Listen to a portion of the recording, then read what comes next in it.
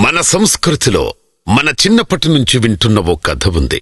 అదే లక్ష్మీ సరస్వతి పార్వతిల కథ. లక్ష్మీదేవి సంపదనిస్తుంది, సరస్వతీదేవి జ్ఞానాన్ని ప్రసాదిస్తుంది, పార్వతీదేవి శక్తినిస్తుంది.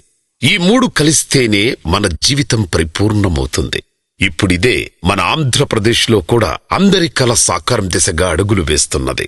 మచిలీపట్నం సిరి సంపదలకు ద్వారం, విజయవాడ మన శక్తికి మూలం, గుంటూరు విజ్ఞానానికి కేంద్రం.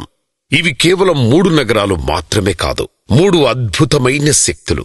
ఈ 3 కలిసినప్పుడే ఆంధ్రాకు ఒక త్రినేత్ర శక్తి వస్తుంది.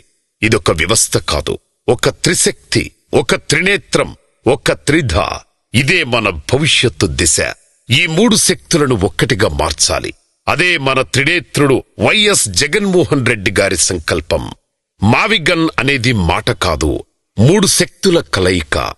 3 శక్తులు ఏకమైతే మన ఆంధ్ర భవిష్యత్తు మారుతుంది.